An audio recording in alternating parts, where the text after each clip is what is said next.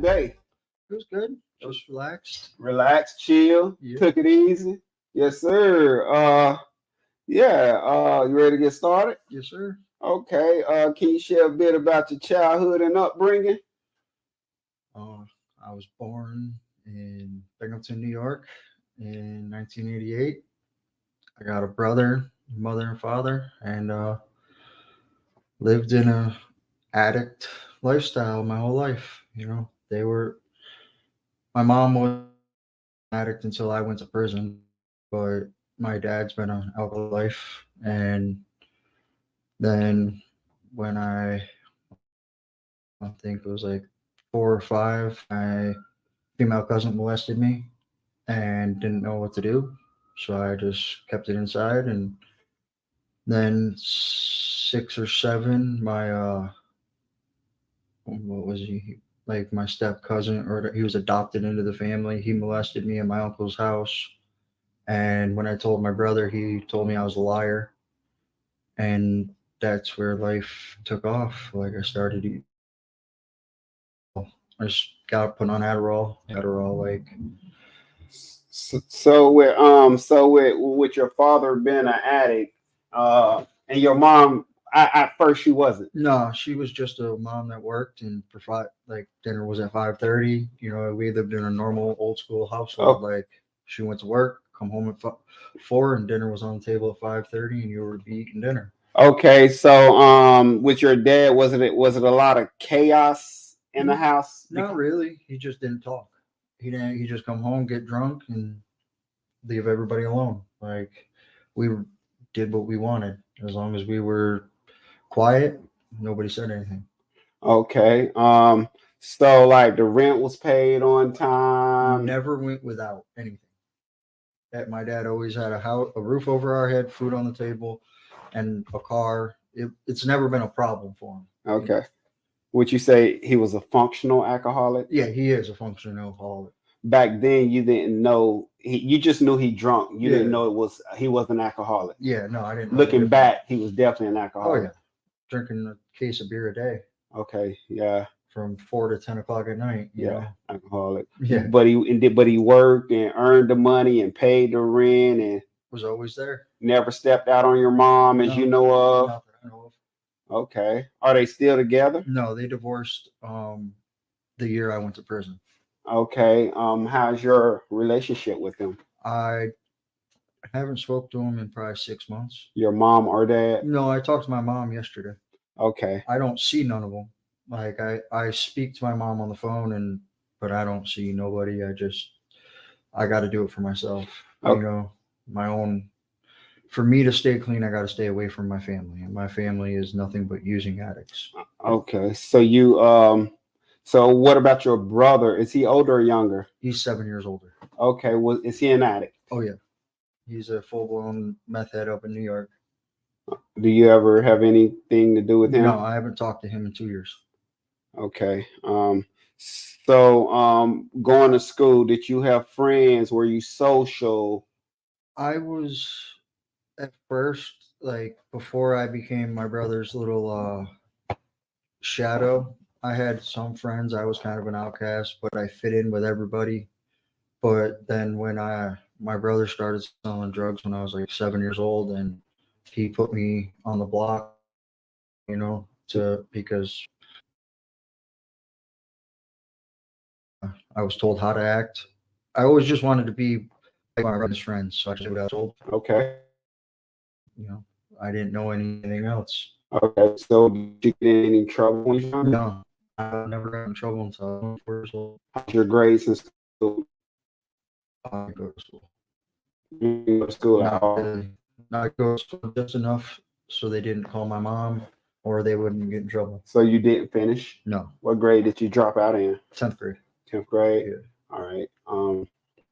There wasn't any trouble in school and No, no fights or nothing. The juvenile. no real trouble. Like I'd get in fights, but it was all, back when you could fight in school, and they Okay. just break you apart and send you to class. And you ain't got to worry about somebody coming back and shooting you. No, I come from a family, a pretty big, like biker mafia family that nobody really ever messed with us anyways. Like, not saying they couldn't, but they didn't. So So how old were you when you say your cousin, yeah, your girl cousin? my girl cousin, yes, I was like 4 or 5. Did you understand what was going on at No, that not at time? all. Not at all. And you said your what were you thinking at that time? Do you remember? I thought we were playing. You thought we were playing. Yeah. So looking back on it, she Yeah. wasn't playing no games. Nah. All right. And who did you say, your uncle? My adopted cousin in my uncle's house. Your adopted cousin Yeah. in your uncle's house. Yeah. The guy. Yeah, it was a guy. How old were you then? 6 or 7. Still didn't understand. Still thought you was playing. Yeah. Well, I kind of knew it.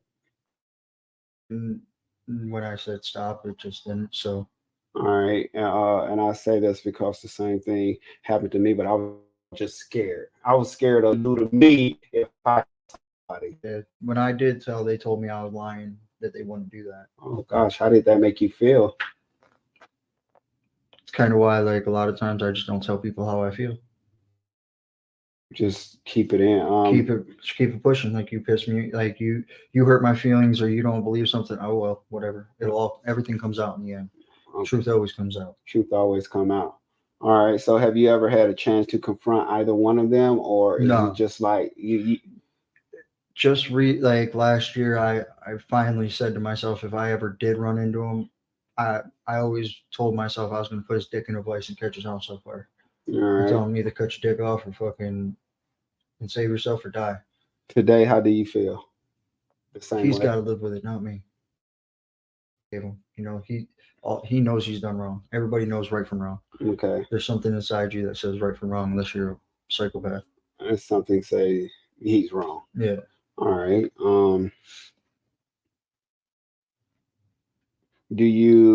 So growing up, was that something that always was in the back of your mind as you went through life? Yeah.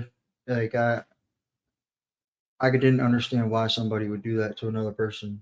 That's like, that's why I try so hard not to do anything to anybody that I wouldn't want done to me. Okay. You know what I mean? I try to put their feelings in, like, try to feel how they would feel if I did something to them. Okay. You know what I mean? That's one of my biggest struggles, is not understanding why people treat people the way they do. Like, I try not to. Okay. You know what I mean? I'm not just going to say I'm perfect, because we all fall short and do things we shouldn't. But So how old were you when you did your first drug or alcohol? I started drinking at least twice a week at the age of 6. 6. Yeah. You were sneaking it? Yeah, my dad would ask for a beer, so I'd open a beer and take 2 sips of it and give it to him. Or after he would go to sleep, me and my brother would sit there and drink beer. Did you like the way it made you feel? Yeah, I loved it. You know what I mean? That's what everybody did everybody I ever looked up to, that's what they did. So I wanted to be like them. Okay, so usually when someone, usually people drink and do drugs because of the way they feel. It makes them feel different. So growing up when you was doing this, did you have any insecurities or anything? Yeah, I've always had, like, I'm inadequate to people because, like, I'm a smaller person, or, you know what I mean? I come from a poor family. You know what I mean?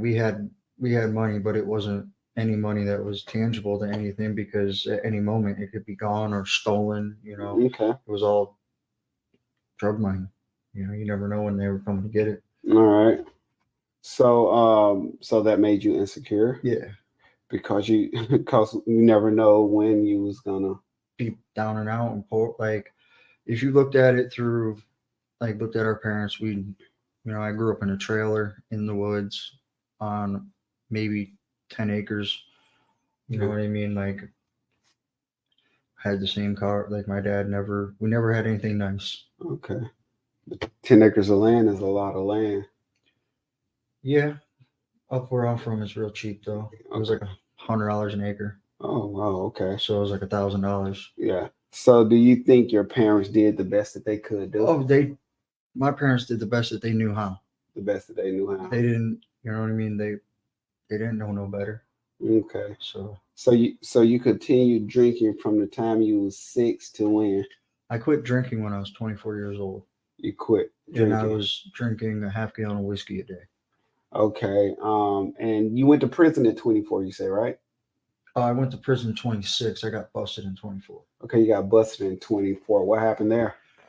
I My family found out I was doing way more drugs than they thought, and they shipped me down here again to get clean to live with my parents, and I got caught for 200 and some burglaries and possession of an ounce of crack. Down here? Mhm. Uh, were you where? So did the police just bust up in your crib? No, they pulled me over, found a bunch of stolen stuff, and we got arrested for the stolen property.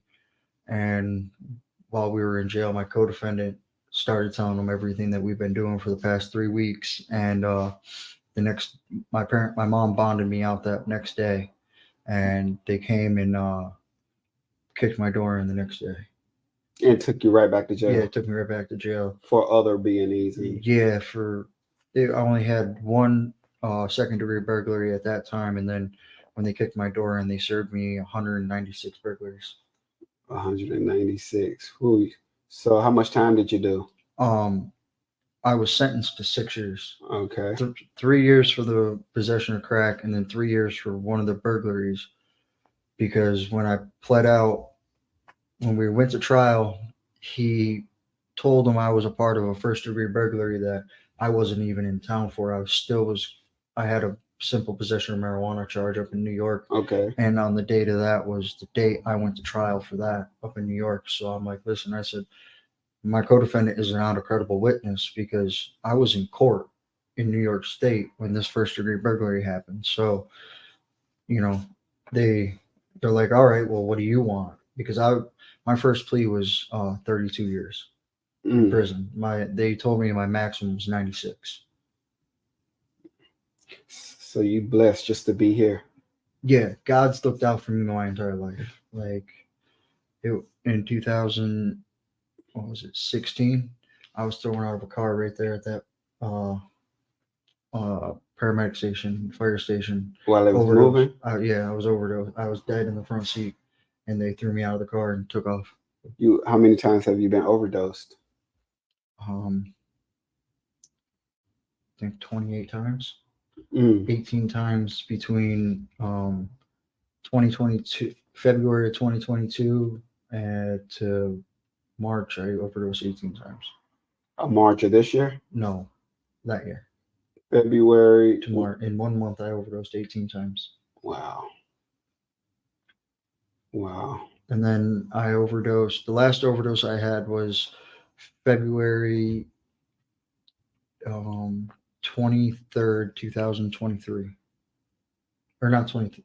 Was it? Yeah, 23 last year. February This year. 23rd? Yeah. All right. So you say that the police pulled you over and you had stolen things and crack. Were you selling crack or No, that was the smoke. that was the smoke? Yeah. That's your drug of choice, crack? No, meth was my drug of choice. Meth was your drug of choice. But crack was what I found then. So crack was what? More really was my drug of choice. What did you do first? Meth or crack? Meth. Meth. Actually, Adderall is of methamphetamines with iodine in it. So I was on Adderall from the age of 7, 180 milligrams twice a day. That was prescribed to me by the doctors. Okay. I was on that from the age of 7 or 15. All right. Do you think you were hooked on that? Oh, most definitely. As a kid? Yeah. Once they took me off that, I all of a sudden went into a huge depression and couldn't figure out why I had no energy to do anything. And then my cousin showed me some coke, and I was like, "Oh, okay." All right. So you do who did you first do meth with? My brother and my cousin. And they had to show you how to do it and everything. Yeah. Well, no, I watched them. You know what I mean. For a long time, I was watch everybody do drugs, but I wasn't allowed to. All And right. then it became to where, I kept asking and asking, and finally Let they're you like, hit it. yeah, How was when you first hit it? How did it make you feel at that time? Do you remember that feeling? yeah, it burnt like a motherfucker. It burned throughout Yeah, your no, body. it burnt my nose. And It, I swore to myself if I ever had to feel that burn all the time, I'd never do drugs. did you smoke it or snort it? Snorted it. And it burned your Yeah. nose. So then I learned how to smoke it, a few months later. And like, what was that the high? How did it make you? Like, how was it? Were you energetic? Were you laid back? Were you hyper looking on? It depends. Like if I did too much, I would get stuck in one spot, or I just get real quiet and people wouldn't even know I was around. Okay. Or if I did just enough, I would act just like a regular human being that was I had energy, but I could pay attention and do everything I needed to. And So did you want to do just enough, or did you want to do too much? So like, most of the time, most of the time, I had it where I did just enough to where I could be okay in public, like during sunlight hours, and then mm, once I got home, I'd get really high by myself, and then I'd go to sleep. and how old were you when you first did meth? 13, I Or, think. 13 the first time I did crank, which is a bathtub meth, like okay, homemade. 13 years old. Yeah.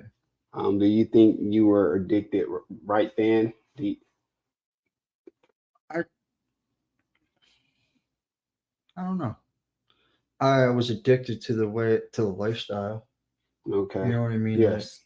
And it wasn't even like I was making a lot of money or I was selling it. It was just there was always something to do, always things going on, Okay. drama, whatever. Like, and that's what I was because you know my family going in and out of prison and people close to me always leaving and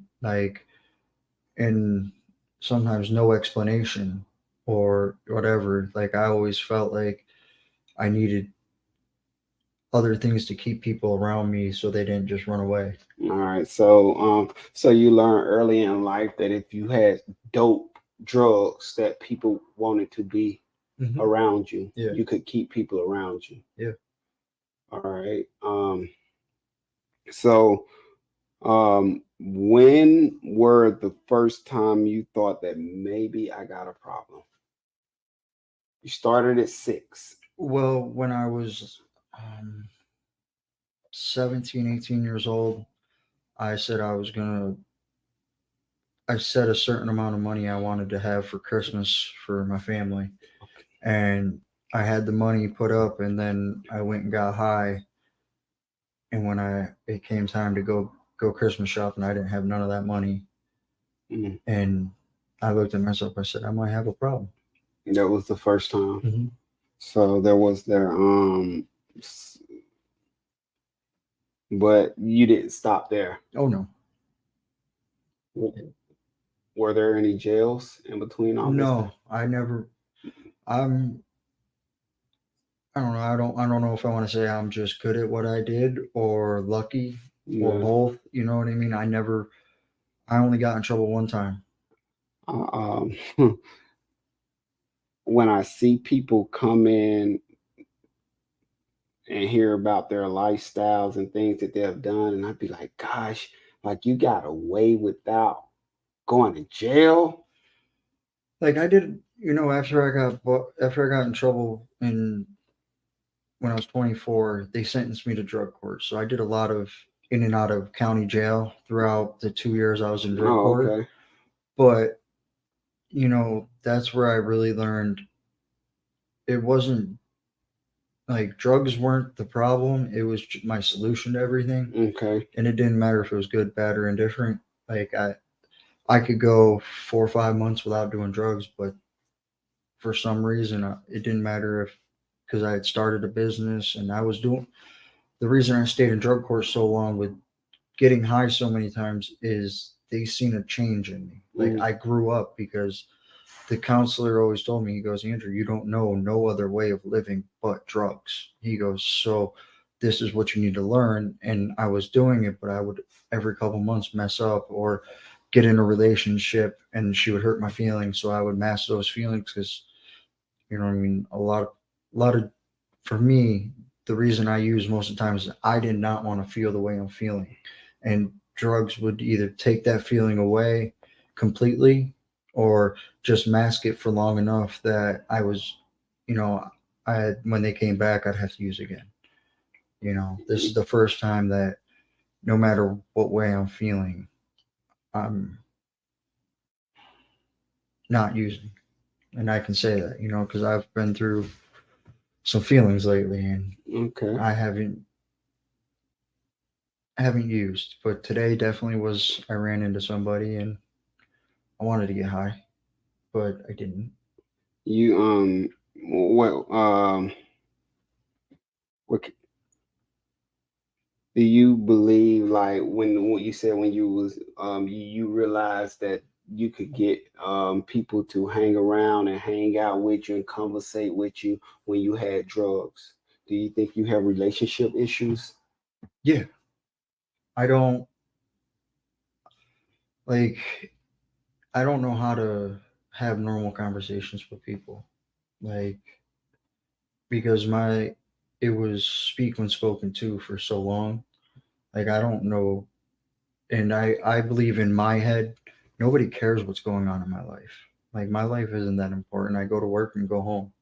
Like I really don't have I don't I stay out the way. I try to stay out of other people's business and I like people to stay out of my business. And sometimes the way you do that is just not allowing people in. So like I try not I don't know. It's So so earlier you said that you just don't tell people stuff because of your past, like you just Mhm. hold it in because ever since that incident. So how do you think that has played a positive or a negative role in your relationships? um negatively it makes me just not want to tell anybody anything. Like because when I did tell somebody about it, they told me I was a liar and they didn't believe me.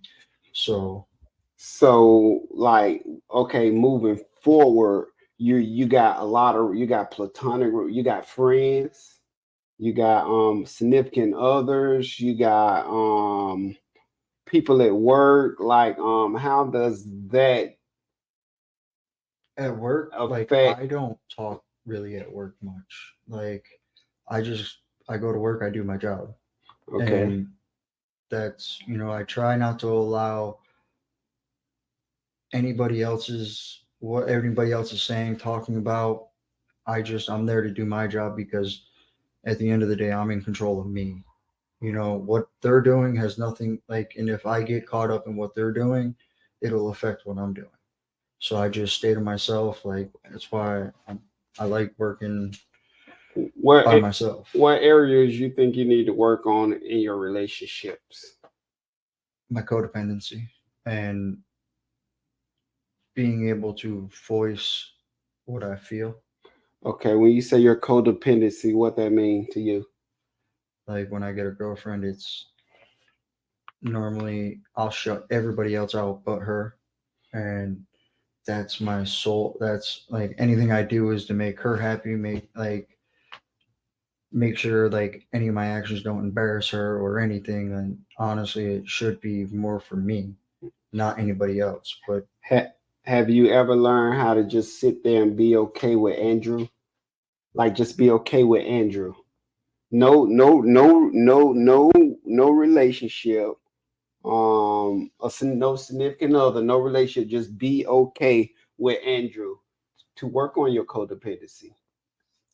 well, when I was in prison. Well, yeah, but I'm talking about. Yeah, so But no, I have I've always, you know, that's the one of my downfalls. Every time I get into like recovery, where I can actually care about a relationship, or vice versa, somebody actually care to get to know me in that manner, it I don't I've never worked on myself. Okay. And the past 2 months, I've that's my biggest focus is myself. So if I got trust issues and I get into this relationship and I haven't dealt with those trust issues, do you think it's gonna work? No, the evidence is showing it doesn't work. Because it ain't nothing you can do. Soon as you make one bad turn, I don't trust you. Like I got trust issues already, Mhm. or I got mommy issues, I got daddy issues, I got codependency issues. Like I need to be all right with Lewis. I Yeah. need to be all right with Lewis, the skin that I'm in, being alone. That's what I need to work on. And then when I work on Lewis, and then let me try to get my feet wet. Mhm. So, what's the way where you can work on your codependency issues? I don't know. Just sitting with myself at home like I did today. Well, do you think not getting in a relationship right Oh yeah, now? that's not looking for one. Like just you know what? I'ma hold on. Like it looked good now. It looked good, but I'm gonna hold on. I'm not touching it. I'm gonna work on. I mean, because the best project that Andrew can never work on is Andrew. Yeah, That's the absolute best project, So what are you grateful for today? I'm grateful for a lot of things, like just being woken up. Because tomorrow's not promised. And grateful for where I live, all the work I've done in the past almost 9 months. That everything I have, I've worked for myself. No handouts, no like, and I've come a long way. Like, I'm grateful for the people that haven't given up on me, Mm, even though like I give up on myself daily. It might not be in using, but in the way I think. But I've gotten better in that, because like a lot of times I make everything out to be my fault, even if it even if it's the next person's fault. Like I can figure out a way I did something wrong, and lately it's been, what I mean. I did the best I could, and if that wasn't good enough, it's okay because it's what I could do, and I can know I didn't. It wasn't my fault. I might have played a part in it, but it all wasn't my fault. it make you feel good when you know you did the best you can. Yep. Like you said that you hadn't gave up. Are you used to giving up prior to these 9 months? Like Oh trying yeah. I give. I'm the quickest to give up. Like, or not even try. fuck it. Yeah, like if I think if there's used to be and if there was an inquisition that I could not do it or that I'm gonna fail, why try? Then I can't say I failed. What's different about this time? I want a different lifestyle. I want to live differently. Always. I'm sick of the pity me. Like, and the I'm sick of the lifestyle. I'm sick of. I want to. I have goals in life. Like I want to not always think about using not or needing other people to help me do things. I want to be able to figure it out, not on my own, but be able to ask the right questions and how to get to the right place. Mm, Like I've always been scared to ask for help. Like weak people ask for help, weak people. and in the grand scheme of things, it's not weak people. It's people that are trying to. It's the only way you learn. All right. Do you think today asking for help is weakness? No. It's a strength. Yeah. Because as a man, it's hard to go to someone and be like, I don't know how to do this. Can you help me? Yeah. Especially why? Because the way I was raised as a man, you don't ask another man for nothing. You know how to work, you know right from wrong, so get out there and figure it out yourself. And But that's one of the things my sponsor, every time I say I don't know, he goes, exactly what you need to say. He goes, it's okay to not know. We don't know everything. Do you think those same ideologies, because it's a lot of things that we were taught Yeah. that as we get older, we realize that's not good. Hmm. Like what you mean, like now us being older, like we cannot make it in this world without asking somebody for some help Yeah. or some guidance. I don't know how to do, like we can't. Mm-mm. No, like if, you know, I can watch a lot of things and learn how to do it, but to know feelings and the way my thought process is, I've only known one way to make it different. And, so I don't know that these feelings that I have on a certain situation are valid, or the way I think about going about, you know, dealing with things, or if I'm actually dealing with it, or if I'm avoiding it, running from it, or, so to ask another man, like, hey, I'm feeling this way because this person did this to me, and I didn't, this is what I wanted to say, but I didn't say it. But now I feel this way. Is it right?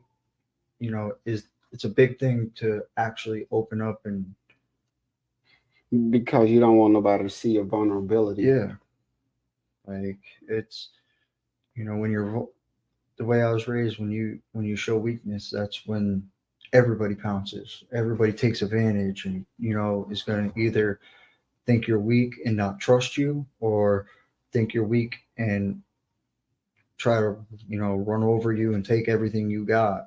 So you can't show no weakness to nobody, but always having a tough exterior and everything. Like, I need to work on having a tougher exterior, because, like, I don't know, I heard somebody share something about, they're a gummy bear inside, but they're a tough guy on the outside. Like, I'm a gummy bear all the way through. Like, I don't have no tough exterior. Like, sometimes the littlest things that hurts my feelings, like, I get mad and I push people away. It ain't no So you used alcohol and drugs all the way from the time how old are you? I'm 35. From the time you was 6 to the time you was 35. Yeah. All right. And now you are in recovery. Yeah. And how long have you been in recovery? I have 8 months, 3 weeks, and 2 days. Whew. That's a long time. It is. That you used for 27 years. Longer than that, 29 years. 29 years. And for you to have 8 months, you ain't locked up, you ain't in the mental hospital, you ain't in a hospital. That's awesome. That's why I say, like, I'm blessed. Like, my higher power has looked out for me for years. Like, I've been, the amount of drugs and the amount of overdoses and everything. Like, my last overdose last February was, they quit working on me. The paramedics quit working on me, and I woke up in the ambulance, and the paramedic was like, I startled him, and he goes, "We pronounced you dead." Wow. They're like, we're filling out your death paperwork. And I'm like, well, I ain't dead. Where are we going? And, I went to the hospital and walked from the hospital back to my truck and used for 3 more days. After they done pronounced you dead, do you think you were in the grips? At that time? Yes. No, I had stepped away from the program and was not doing anything. I wasn't using any of the tools that I knew to use, and resorted back to my only solution, which was using. Have you ever been in the grips of addiction? Oh yeah. What is the grips? When somebody say the grips, how does that feel? When it's the worst feeling because you know there's a better way, and but you don't know how to. You're so scared to step away from the drugs because you don't want to. You know what works. Drugs have never let me down. Mm. It's the only thing that has never lied to me, never, the only, Wow. never lied to me, never failed me, and has always been there. Yeah, they they led me down a dark path, but when I wanted to get high, they were there and they got me high. Mm. You know, it was the only consistent in my life. Like, yeah, I've been robbed and had bad drugs, but the next time I got good drugs. Like, so yeah, there's a flip side to everything anybody will say, but at the end of the day, it was a guarantee they did their job and never failed me.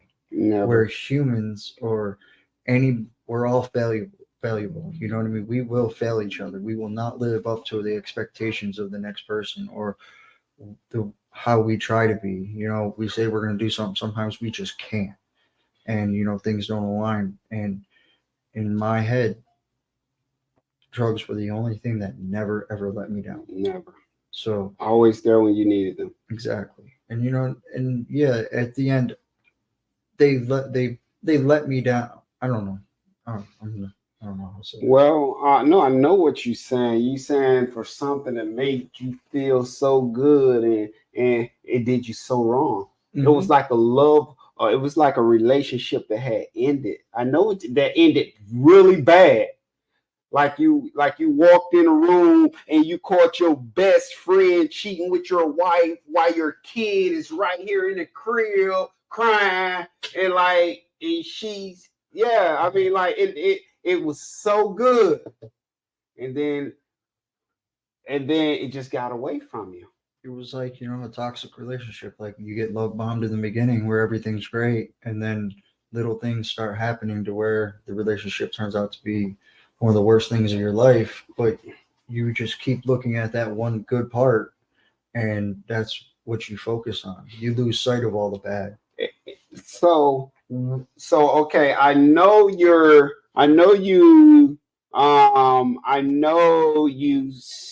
haven't used drugs since February, right? March 1st. I know you haven't used drugs since March 1st. That's when did you actually get tired of using? When were you actually tired? You were just enjoying the chase and the lifestyle.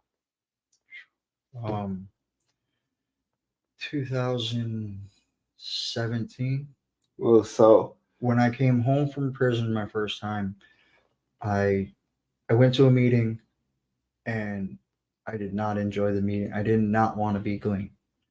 It was not exciting enough for me. So I went back. I went on the run from parole, and while I was on the run from parole, I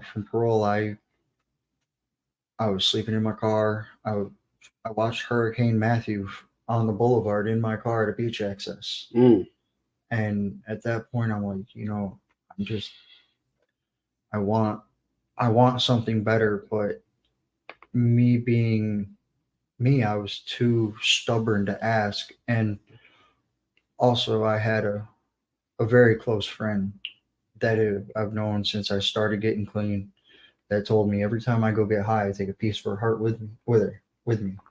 And I vowed to myself when I left that last time, I wasn't coming back until I was ready to get clean. And it took 5 years. But when I came back, like, you left like Murder Beach. well, yeah, I got Okay. caught and I went back to prison for a couple months, for like 6 months, something like that. And when I got out, my mom told me, she goes, the person's picking you up, is taking you straight to New York. You're not allowed to be at the beach. Mm, She goes, that's the only hope you have, which was the furthest thing from the truth. You know what I mean? Because as soon as I hit New York, I got high.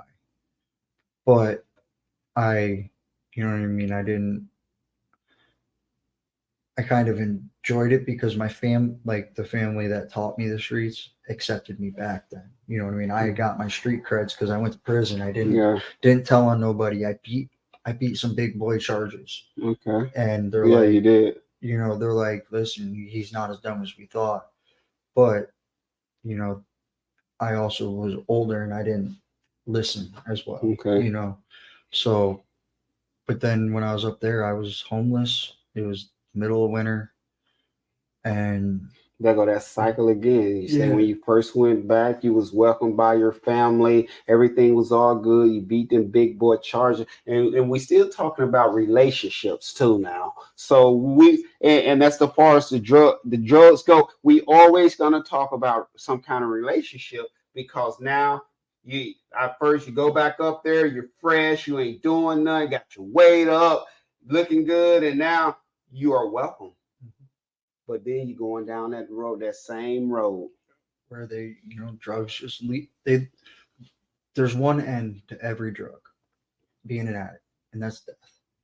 Either using, overdosing, you know what I mean? Like, and it's not a pretty road. It has its good points, its ups and its downs, but when you get to a certain point of using, there is nothing good about it. There's glimmers of happiness, glimmers of good enjoyment parts, but you know, you're always on edge of when you're waiting for the next shoe to drop.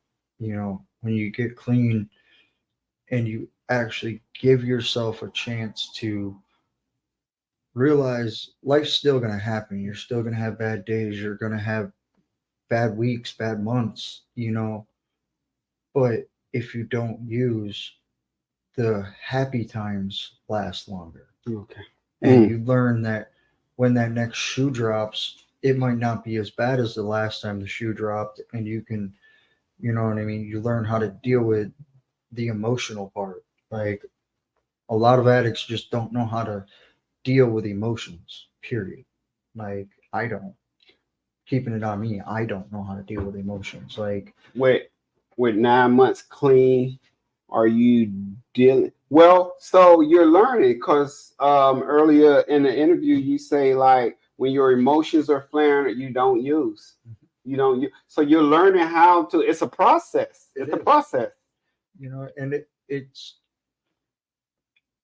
like, you know, anything, like kind of like a cancer treatment. When it goes in remission and it comes back, you got to go get your chemo, whatever it is, you got to treat it.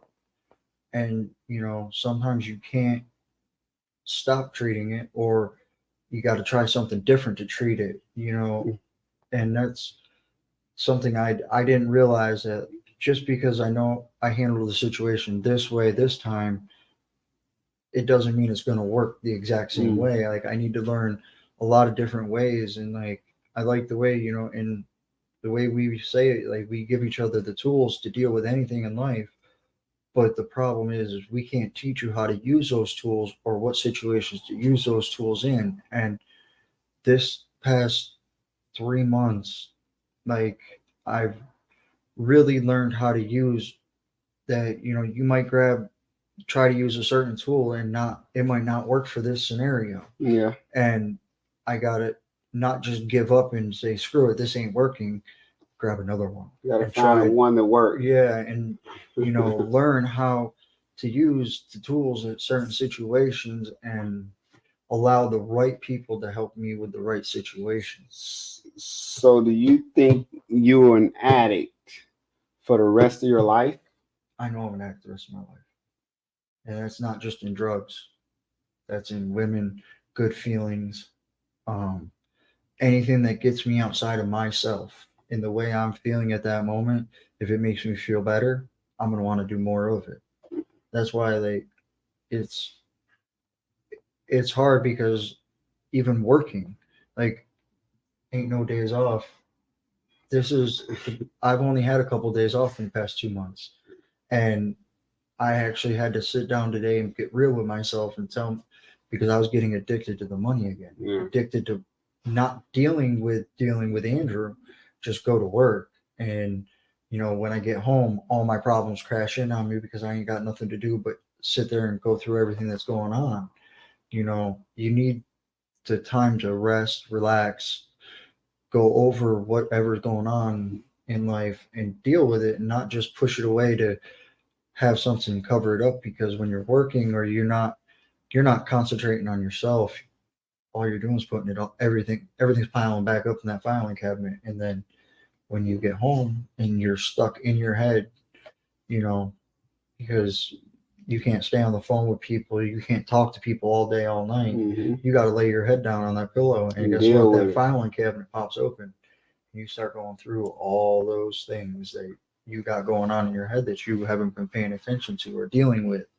So it's hard because life is always coming at you. Life's always happening. Okay, it's hard, but being in recovery is easier. Does it make things easier? Now you said, I mean, like, In and what way? I mean, now you Because it got, can make it harder too. well, you got tools that you didn't have, But then you also have problems you didn't have. but they're not like riding down the street with stolen stuff in your car and crack, and now you facing 32 years problems. But There, that's normal to me. That was normal. That was normal. it's not now. No, now like dealing with different personalities or dealing with people I could care less in the way they're living, and like they can, because I'm a big person of, I try not talking about everything I'm doing in life. I try to show you what I'm doing, living differently, because you can talk a good game, but what are you doing the rest of the time so to actually not to give the people,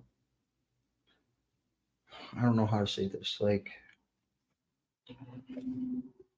to allow people to fail me is hard.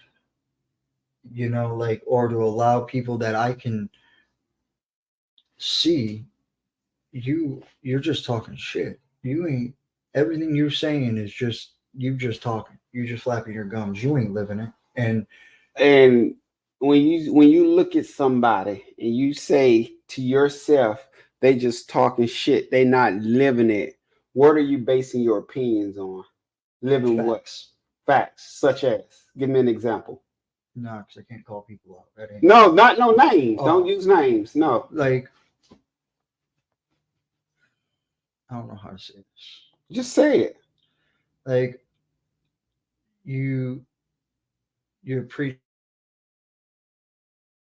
but when somebody calls you to ask your opinion or something, their your solution is, I've never seen you actually live it. You've always, like, people, I have anger issues.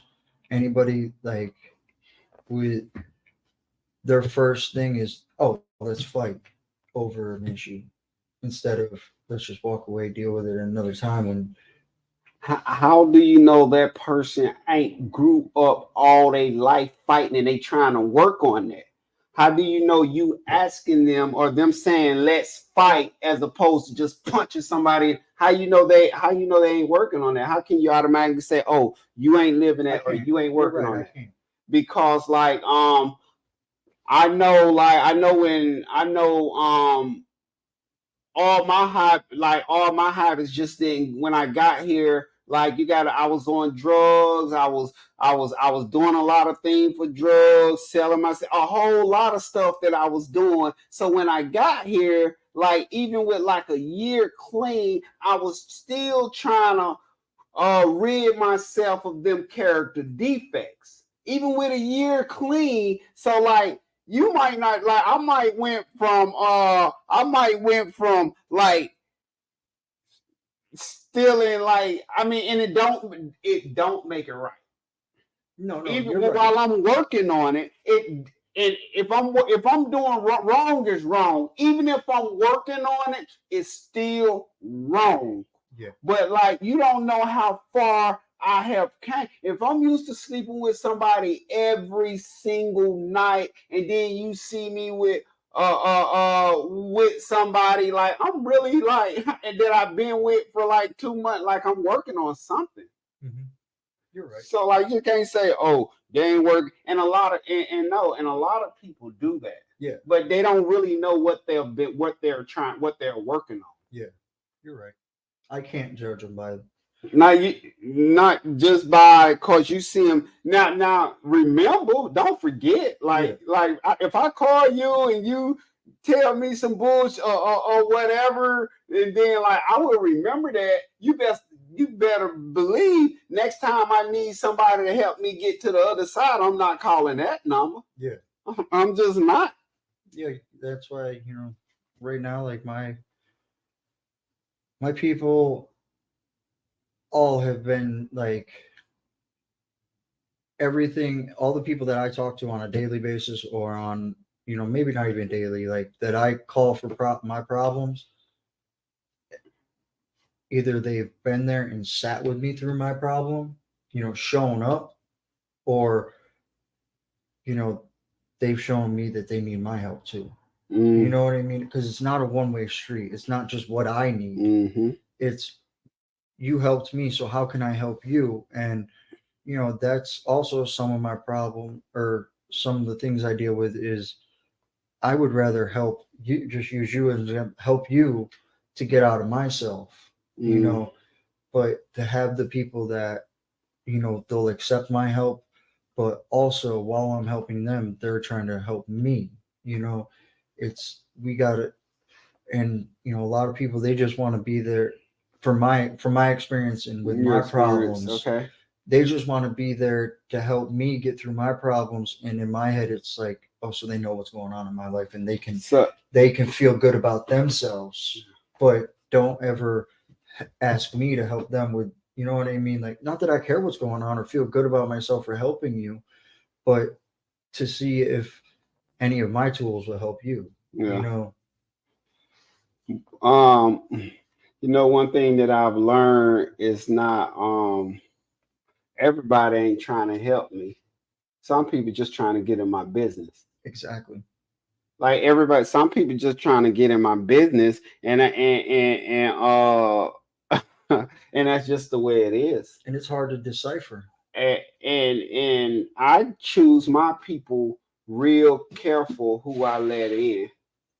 But I've reached a place now where like I treat everybody right. As I know of, I ain't wrong nobody. And I try to do the right thing now and that came with time. And I try to do the right thing for the right reason now. Yeah, and that's how I live. And that's, I try to do the same thing. Like, you know, I try not to, I try to help everybody as I can, as much as I physically can, or, you know, um, emotionally can, and allow people to help me. Mm. But it's hard because I don't, like you said, a lot of people are just trying to find out business, like find out Get my in your stuff. business, Yeah. yeah. Like, and I don't, you know, I don't, it, so like I really shut down with allowing people in because I don't want to give them that ammunition against me, you know what I mean? Or like to be on the front page of the news, you know what I mean? Yeah. Like, And because that is kind of it hurts like the ego. Like a lot of this is ego driven, like you don't want everybody up in your business because when you're vulnerable, hurt, and I want to not to I'll admit it, like when I'm crying, I don't want everybody knowing about it because like I was raised a man don't yeah, cry. yeah, men do cry. That's just they do. And like, and it's always like, and once you get your life, once we done got our life together, and like it's always got, and we're doing so good, we're being productive members of society, we hanging out with people, we laughing, enjoying life, living our best life. I mean, we can sleep at night because we ain't hurt none, ain't nobody looking for us. It's always gonna be that one thing that we did back in 1747. that one thing, and that's always gonna bring that up. Like somebody like the hater can be way over there and they can see you having fun and talking to,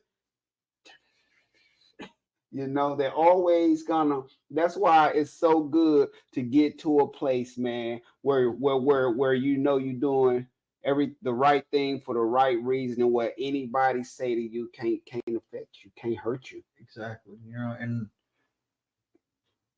it's, today I ran into somebody I ran these streets with for a long time. And I don't like, my first thought was I'm happy I'm not there. But then when I left from getting my cup of coffee and was walking across to the meeting, all I could think about was when I leave the meeting, I'm going to go get high. Because I'm still an addict and I'm not too far removed from it. And it was, I don't even know why I wanted it, because I'm an addict. And I still miss it.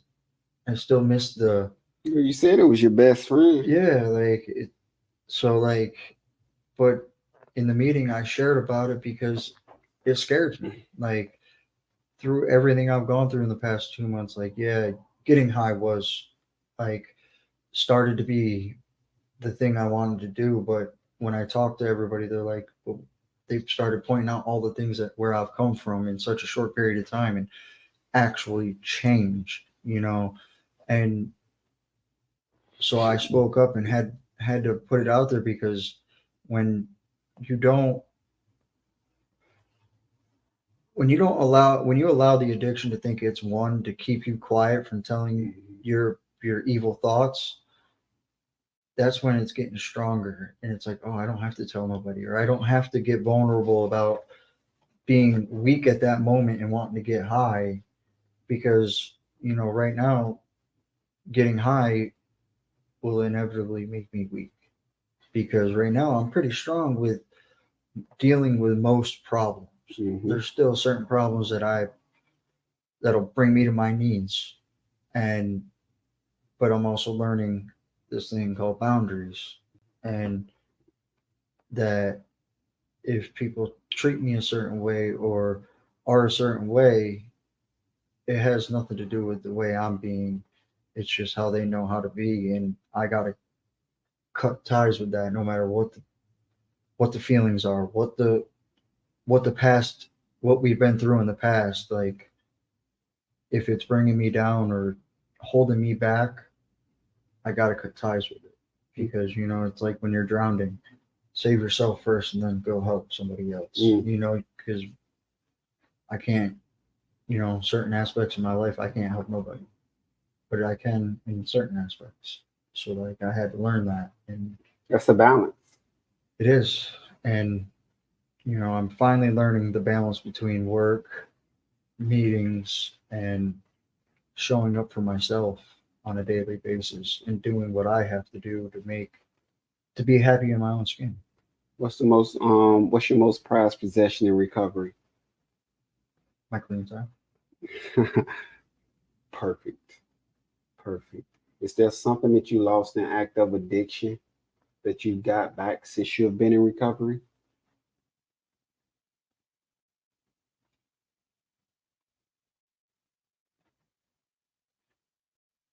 Yeah. What?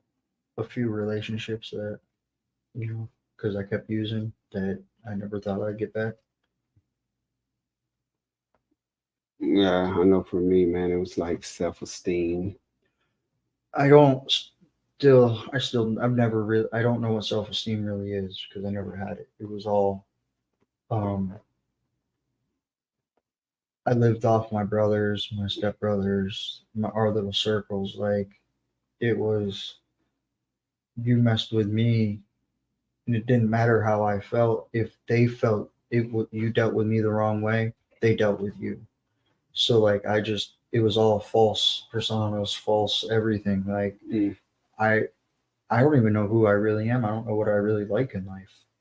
You know what I mean? Like, this past 9 months, almost 9 months, 8.5 months, I've done more things for the first time in my entire life that most people and kids have already done a lot of times. And there's some things I've done that I just don't like and I won't do it again. But like the excitement of waiting to go do things, like I'm going on a cruise in March. I've never been on one. And the excitement is beyond belief. Like sometimes I don't know how to just wait. You know what I Yeah. mean? It's kind of like Yeah. waiting for the dopamine. Mm-hmm.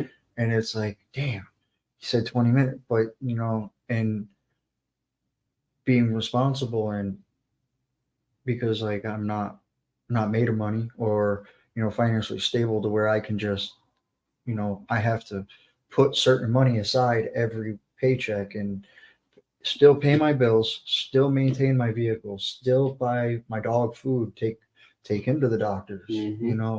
and find time to take myself to the doctors. And it's there's a lot more to life than just going to work and coming home, and learning all that is a trick. And it's nice having, I'll say it, real friends that are teaching me and allowing me, like, because sometimes like I want to do it, but I don't have the money, but they put it out there with the trust that I'll pay them back, and I know for me, like anytime I lend somebody the money or lend anybody anything, I don't expect it back. Mm-hmm.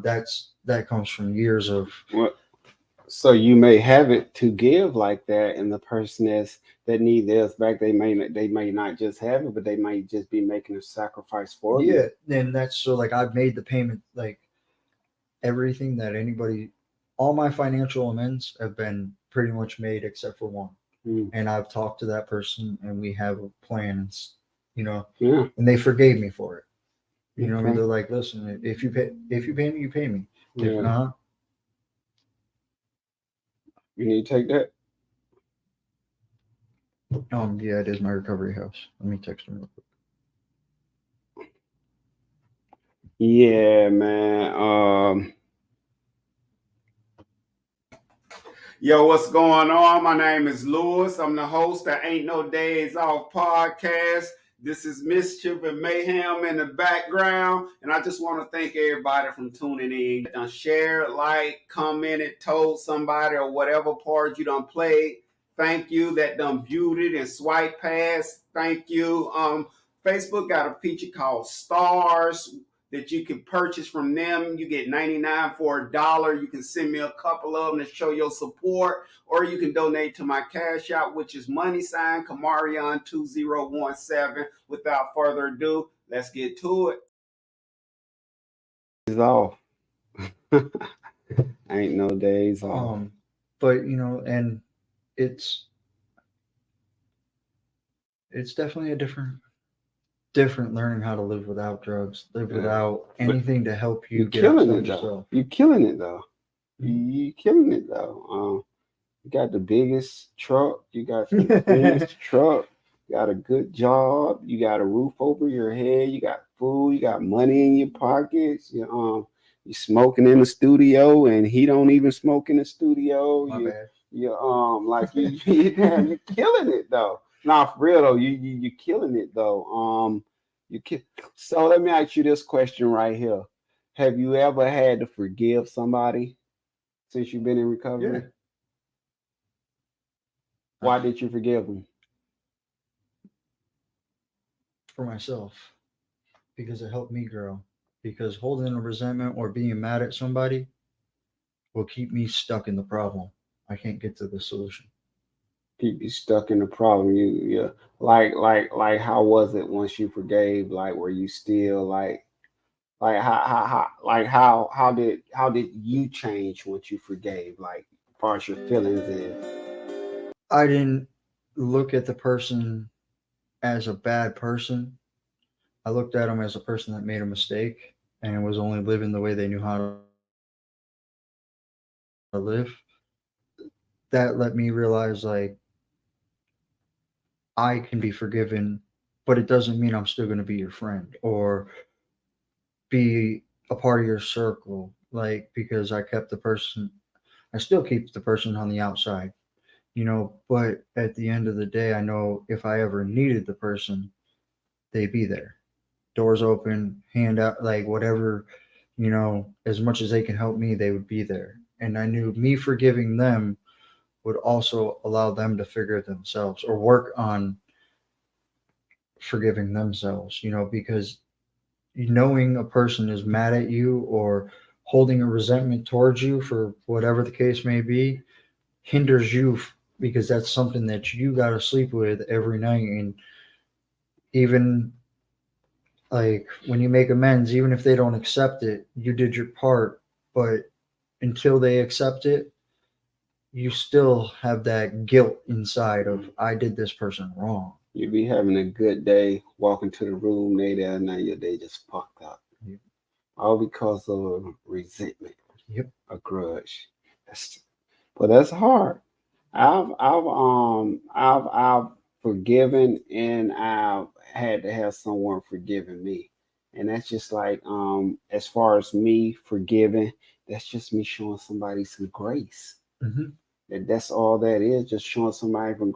I've done stuff and I've pleaded for forgiveness, and that's just me like showing somebody some grace. And I've also saw somebody get forgave and they don't show nobody no grace. And They don't show grace. They may do it, but it's hard. For me, like for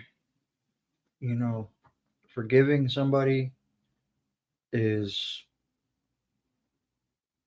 hard because like honestly I wouldn't have forgiven some people if I didn't see they were living different. If you're still living the same, like your apology doesn't mean nothing. So if someone is still living the same, does that mean you can't forgive them? So you still just because you just if you're doing it for you, if I'm you know doing where it I'm for, going. Yeah. If I'm doing it for me to allow them, yeah, I could tell them I forgive them, but it's also like I don't know.